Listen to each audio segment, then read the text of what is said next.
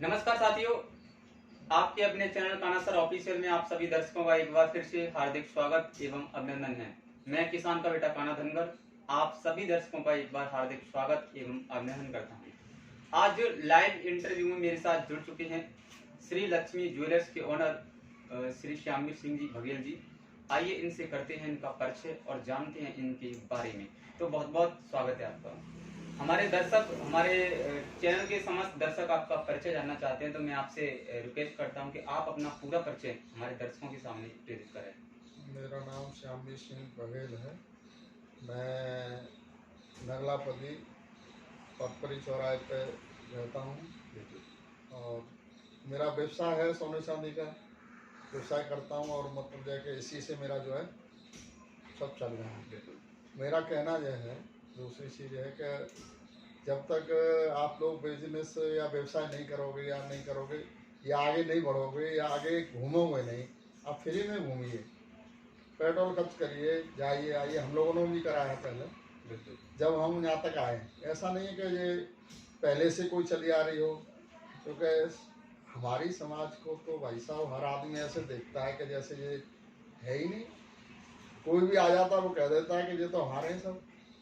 तुम्हें तो आदमी समझता है। इस वजह से आपको अपनी पहचान बनानी है तो आपको खुद मेहनत करनी पड़ेगी, खुद ही मतलब आप मेहनत करके आगे निकलोगे। ये तो हमारा एक बहुत बड़ा।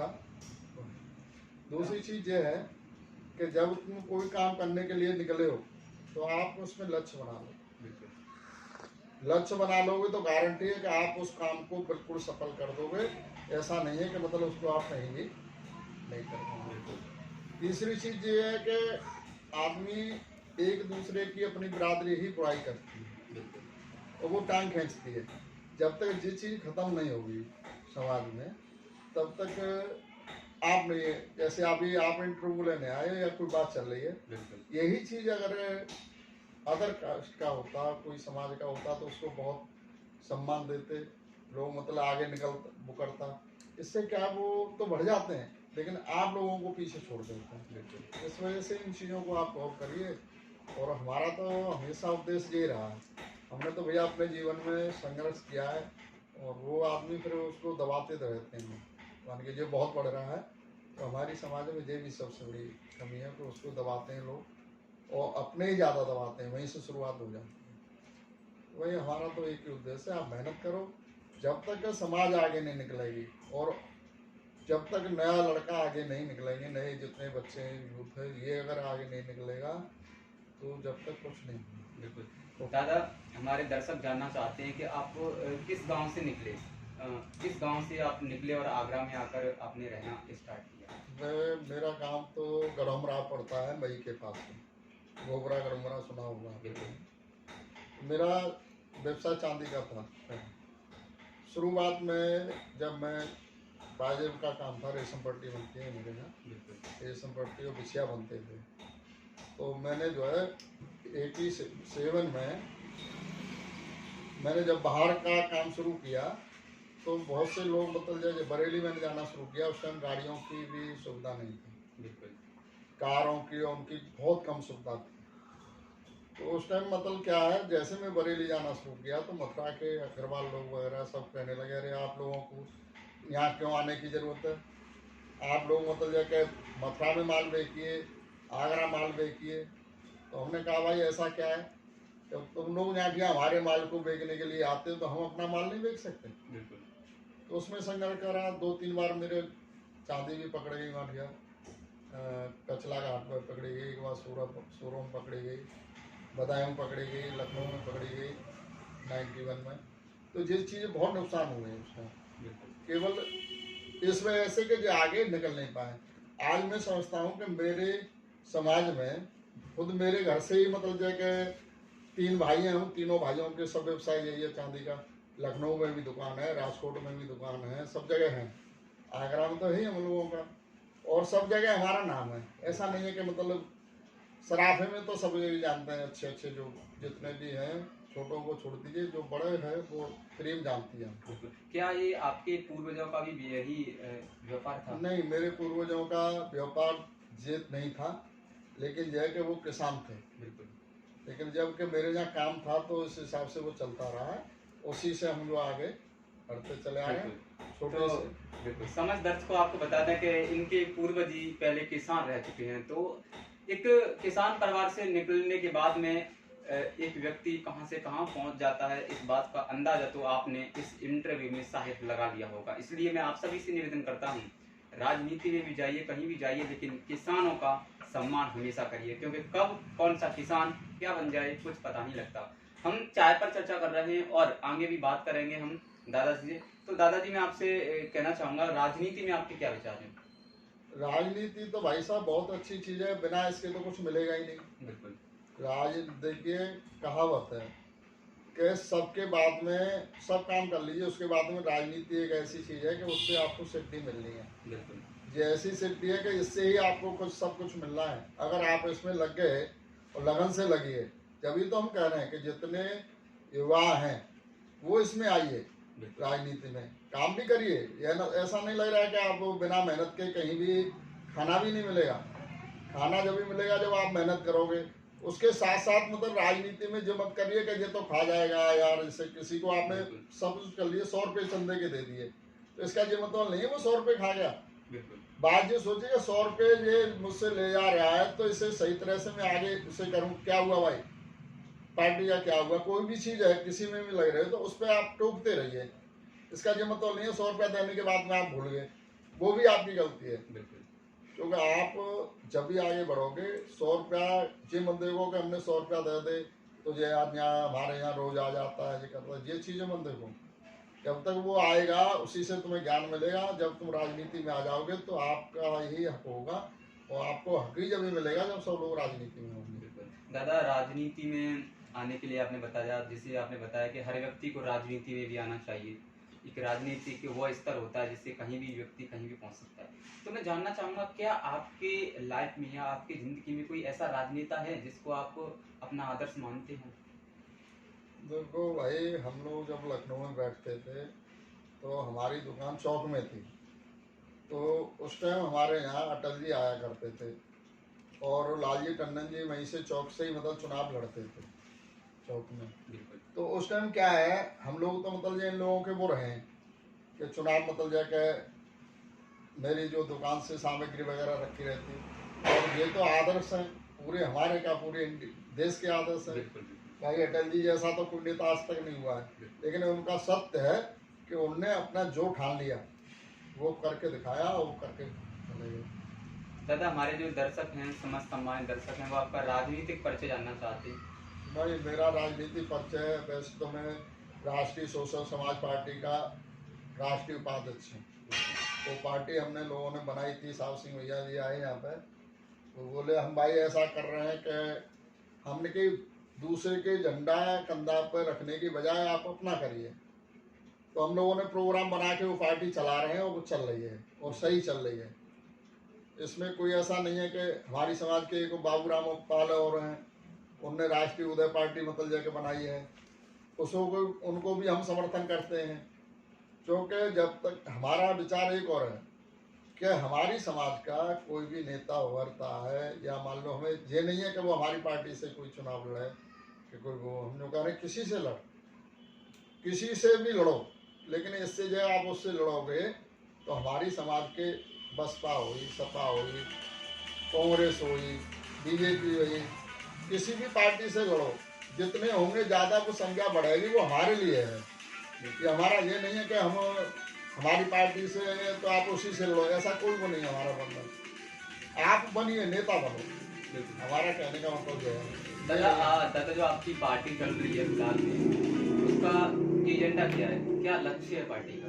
हमारी पार्टी का एजेंडा यह है कि हमको सबको जो भी 85% गरीब आदमी है इनको हक मिलना चाहिए। हमारा एजेंडा यह है, सभी संपन्न होने से रहेंगे, और रहेंगे जब हम लोग सब उसका समर्थन करेंगे। जो पार्टी आपने बताई राष्ट्रीय सोशल समाज पार्टी, उसका विस्तार कहाँ तक फैला हुआ है? उसका विस्तार जैसे अभी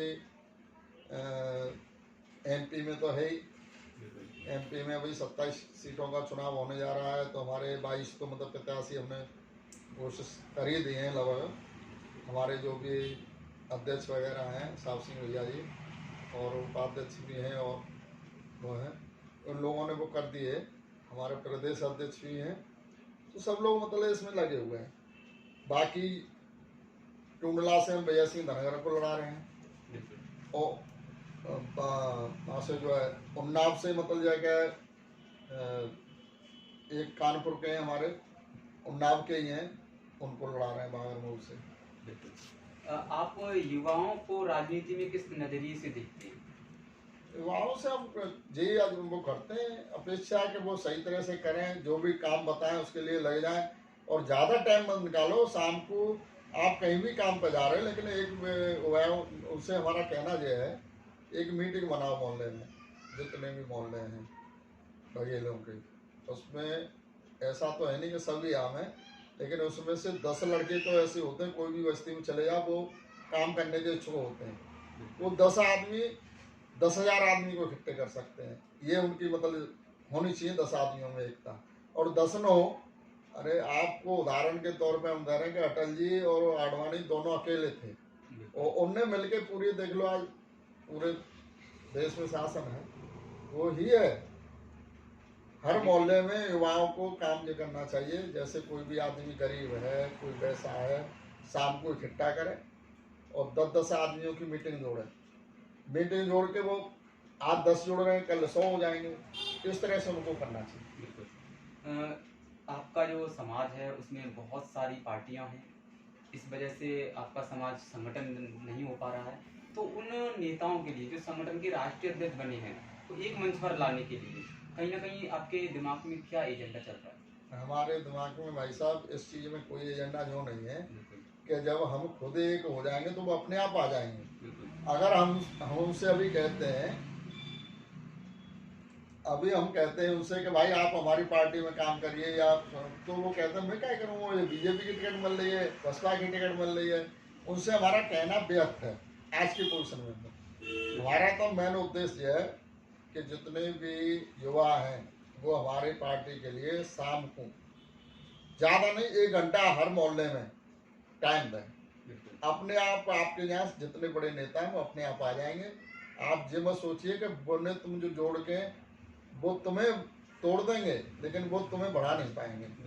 बड़े नेताओं की आज की पोजीशन ये है भाई, उन नेताओं को तो हम बनाए रहे हैं जिनको कोई नहीं बना रहा है, कोई पूछता नहीं। हमारी समाज को बताइए कोई भी विधानसभा की टिकट कोई दे रहा हो, लोकसभा की कोई टिकट दे रहा हो, हम तो हर आदमी को दे रहे हैं। और हम अपनी पार्टी में जो दे रहे हैं कि हमारी पार्टी में जितने भी लोग मतलब ऊपर चले जाएंगे, टिकट उन्हीं को मिल रही है। किसी भी पार्टी में चला जाए उसे बनाने के लिए मतलब जो वो नहीं समर्थन मिल पाता है। दादा, प्रदेश स्तर हो या देश स्तर हो, वहाँ पर अगर देखा जाए तो आपका जो समाज है, बघेल समाज, वो काफी बाहुल्य संख्या में है, लेकिन फिर भी राजनीति में हिस्सा नहीं मिल पा रहा है जितना आपके हिसाब से मिलना चाहिए। तो क्या लगता है इसका? उसका एक ही कारण है कि हम लोगों में क्या है, एकता नहीं है। मैंने आपसे पहले ही कहा था इस बात को कि हमारे वोट को तो भाई साहब दूसरी समाज का आदमी जो कह देता है ये तो वोट मेरे हैं सब, आपको तो समझते ही नहीं है वो कहाँ है। मैं आपको 2012 का एक उदाहरण दें। एक जगह हम महेश बघेल जी हम गए थे तो पिचार में, हमारे गिरिराज कुशवाहा जी ने चुनाव लड़ा था विधानसभा का फतेहाबाद से, तो अपने बघेले के नामों को हमने चुना था। वो तो हमने पहले ही बता दिया कि तुम्हारा वोट तो अभी तुम्हारा नहीं है। वो तो कोई भी आदमी आके कह देता कि ये तो बघेले नहीं वोट, वो तो हमारे ही हैं। दादा, कहीं ना कहीं अगर देखा जाए तो जो समाज का युवा है, किसी राजनीतिक पार्टी दूसरी राजनीतिक पार्टी को चुन लेता है, किसी दल को चुन लेता है, तो वहां पर जब वो जाता है तो ये सोचता है कि मैं वहां सुरक्षित हूँ। तो क्या लगता है, या तो तुम्हारे जो संगठन है, तुम्हारी जो पार्टी है, उन्हें सुरक्षिता या सुरक्षा का इंतजाम नहीं कर पा रही है उनका? नहीं, वो ऐसा ना भी वो जो नहीं हो पा रहा है, जब तक हमारी पार्टी में एक आध सांसद या एक आध विधायक नहीं निकलेंगे, जब तक दम नहीं रहेगी, जब तक हम लोगों को तो भाई कमजोरी रहेगी। इतना अभी संगठन हमारा बन नहीं पा रहा है कि लोग मतलब इकट्ठे है के चले जाए। अभी मैंने आपको कहा ना कि बिरादरी के हमारे जितने भी है, जब आदमी सामने वाला कह देता है कि ये वोट सब मेरे हैं, तो यही चीज समझो आप, यही मेन कारण है कि उसको नहीं समझ पाता। दादा, आपने बताया कि हमारे जो पूर्वज हैं वो किसानों से संबंधित थे, किसान भी रह चुके, तो किसानों के बारे में आपकी क्या विचार हैं। किसानों की तो भाई साहब मालूम ही है आप लोगों को। हम तो जानते हैं किसानी का क्या स्तर है। अभी समझा होगा आपने, कोरोना आया है तो बिल्कुल। सब लोग मतलब हो गए, बिना किसान के तो कुछ हुआ ही नहीं, और किसानी मतलब उसमें रहा। भविष्य में अगर आपकी जो राष्ट्रीय शोषित समाज पार्टी है अगर आती है सत्ता में भविष्य में 10-15 साल जितना भी हो सके, तो किसानों के लिए क्या एजेंडा रहेगा? किसान को हम बिल्कुल आत्मनिर्भर बना देंगे। किसान को मतलब जो है, किसान नहीं, वो एक तरह से एक तरफ व्यवसाय बहुत बढ़िया होगा। उसको मतलब जो है कि किसान की अहमियत ही बदल जाएगी, कि वो किसान लगेगा कि हमें अपने में कुछ कर रहे हो। आज तो किसान को नाम लेते हुए भी घबराते हैं आदमी, और शर्म कर महसूस करते हैं कि चलो हम शहर में काम कर लेंगे लेकिन किसानी नहीं करें। लेकिन जब हमारा कोई वो होगा तो हम ऐसा करते हैं, किसान ही मतलब यह सबसे ज़्यादा होगा। भाई हमारा तो देश किसान का ही वो है ना। क्या दादाजी, क्या नहीं लगता आपको जिस प्रकार से ताकत के बल पर, पैसे के बल पर राजनीतिक पार्टियां टिकट देती हैं, कभी किसी पार्टी ने किसी किसान के बेटे को या किसी गरीब घर के बेटे को टिकट नहीं दिया, तो क्या आपकी पार्टी ऐसा कोई नया प्लान लेकर आएगी कि पैसों के बल पर नहीं बल्कि एक पोजीशन, एक सम्मान के बल पर, जैसे कि किसान का बेटा हुआ या किसी गरीब असहाय मजदूर का बेटा हुआ, ऐसे व्यक्ति को टिकट देने का काम करेगी? हमारा तो एजेंडा आज भी है और भविष्य में ही यही रहेगा। मतलब हमारा कोई ये एजेंडा नहीं है कि मतलब फिर वो जैसे बहुत से नाम नहीं लेना चाहिए, बहुत सी पार्टियां हैं वो अपने को वो जितना ज़्यादा मिलता है उसी को वो होता है। वो चीज़ हमारे यहाँ नहीं आएगी राजनीति में कभी भी, ऐसा भविष्य में नहीं होगा। ऐसा कोई किसान नेता है जिसके आप विचारधारा से प्रभावित हुए हों? नहीं, प्रभावित तो जैसे चौधरी चरण सिंह जी थे, उनसे हुए थे, उनका था। अभी किसानों की उनकी बदौलत आज ट्रैक्टरों पे वो नहीं है टैक्स। नहीं, पहले क्या भाई नेता तो हैं, जब किसानों के नेता थे जब तो वो। वृक्षारोपण के बारे में आपके क्या ख्याल है? वृक्षारोपण के मामले में तो पानी और वृक्ष ये मेन चीज है देश की। बिना इनके न जीवन है, जीवन ही जल है और जल ही जीवन है। ये समाज के जो आपके समाज की युवा पीढ़ी है अभी रास्ता नहीं चुन पा रही है, भटक रही है रास्ते से कि हमें किस रास्ते को चुनना चाहिए, किस रास्ते पर जाने से हमें सफलता मिलेगी, मंजिल को हासिल होगी, तो उन युवाओं के लिए आपका क्या संदेश है कि वो अपने रास्ते पर जाएं और अपनी सफलता को चुनें? भाई पहला काम तो जो है बच्चों को शिक्षित होना चाहिए। शिक्षा हो जाएगी तो अपने आप जो है वो तरक्की करना शुरू कर देंगे। जब शिक्षा ही नहीं होगी तो वो मतलब जो है कि तरक्की नहीं कर पाएगा। मेरा तो उद्देश्य ये, पहले तो शिक्षित बनो। शिक्षा ही मतलब सब आगे आपको जाना है तो शिक्षा ही बहुत बड़ी चीज़ है, बिना इसके कुछ नहीं है। शिक्षा में आपको ध्यान देना चाहिए। गरीब हो, और हम तो लगे क्यों, आप सभी लोग अभी एक उदाहरण आया कल जो है उसमें आया, टीवी पर भी आया था, आज पेपर में भी आया, नाम तो नहीं लेना चाहिए, लेकिन ये बताइए एक आदमी जो कह रहा है कि हमारी समाज के लिए जो मिलना चाहिए और हमारे समाज के लिए जो मिलना चाहिए। देखिए वो आदमी कह रहा है संपन्न है कि इनके लिए जो मिलना चाहिए, जबकि जितने 85% है उनके लिए कहने वाला नहीं है कोई भी, उनकी तो सुनने वाला भी नहीं है कोई भी। वो राजनीति में ऐसी चीज़ होती है कि किसी का नाम वो करना भी ठीक नहीं है। इस वजह से ऐसी चीज़ें आ रही हैं कि आप उस पर ध्यान दीजिए कि हमें शिक्षित बनना है। दादा, कहीं ना कहीं देखा जाए तो जो आपका समाज है, पाल बघेल धनगर गडरिया समाज, कहीं ना कहीं नामों के आधार पर बढ़ता जा रहा है। कोई पाल कहता है, कोई बघेल कहता है, कोई धनगर कहता है, कोई गडरिया कहता है। इन नामों में ही इतनी फूट पड़ चुकी है कि आज लोग इस पर ही आक्रमण और धरना प्रदर्शन करने में लग गए हैं कि हम पाल हैं, हम धनगर हैं, हम गडरिया हैं। तो उन चुनिंदा लोगों के लिए आपके क्या विचार हैं, और क्या इनको एक मंच पर आना चाहिए या अलग अलग? ये तो सब राजनीति है भैया, इसका कोई मतलब वो नहीं है, न कोई इसका मतलब इसके एक तरह से पूछिए, इसका कोई भी वो नहीं है, वास्तव नहीं है। ये तो सब राजनीति। आप बताइए, एकदम धरना प्रदर्शन हो रहे थे, ये 2012 से भी हमने देखा था। आप बताओ आज कौन नाम ले रहे हैं? कोई नहीं पूछ रहा, अपने अपने काम निकाले चले। ये बहुत बड़ा देश है, ऐसा तो है नहीं कि मतलब जो है कि कहीं पे पाल कह रहे हैं, कहीं धनगर कह रहे हैं, कहीं वड़वार कह रहे हैं, मतलब अलग अलग प्रांतों में अलग अलग चीज़ें हैं। तो ये तो भाई साहब चलता रहेगा, बिल्कुल इसका एक भी ये नहीं हो सकता है कि आदमी इसको वो करे। बिल्कुल। तो सम्मानित साथी हमारे साथ मौजूद थे श्री लक्ष्मी ज्वेलर्स के ऑनर को श्यामवीर सिंह बघेल जी, जिन्होंने बताया कि पाल बघेल धनगर गडरिया सब एक हैं और इस समाज को हमेशा ही एक रहना चाहिए। अगर राजनीतिक पार्टियों में हिस्सेदारी लेनी है तो हमें इन नामों के आधार पर नहीं जाना पड़ेगा, बल्कि हमें पाल बघेल धनगर गडरिया एक होकर के चुनावी माहौल में उतरना होगा। तो साथियों हमारे साथ में मौजूद थे श्री लक्ष्मी ज्वेलर्स के ऑनर श्री श्यामवीर बघेल जी, जिन्होंने बताया कि आखिरकार यहाँ तक पहुँचने के लिए उन्हें कितनी मेहनत करनी पड़ी। उन्होंने बताया कि उनके जो पूर्वज हैं वो भी किसान के बेटे थे और आज किसान के बेटों से निकलकर, एक खेत खलिहानों से निकलकर आज इस मुकाम तक पहुंचे हैं। ये आपको बताते हैं श्री लक्ष्मी ज्वेलर्स हैं जो नंगला पदी में पटवरी पर स्थित है इनकी दुकान। तो आप सभी सम्मानित साथियों से मेरा निवेदन है कि आप भी देश हित के लिए कदम बढ़ाइए। उन्होंने बताया है कि समाज अपने कारोबार के साथ साथ में हमेशा राजनीति में युवाओं को आगे आना चाहिए। तो मैं सभी युवा सम्मानित साथियों से कहना चाहूंगा, आप शिक्षा भी लीजिए, आप किसी कारोबार में भी भागीदारी करिए, लेकिन राजनीति में भी अग्रणी रहिए, क्योंकि जब तक गली मोहल्ले के बच्चे राजनीति में भाग नहीं लेंगे तब तक हम सत्ता में परिवर्तन नहीं कर सकते हैं। तो साथियों, मैं आपका अपना किसान का बेटा कान्हा धनगर आप सभी सम्मानित दर्शकों का हार्दिक स्वागत और अभिनंदन करता हूं।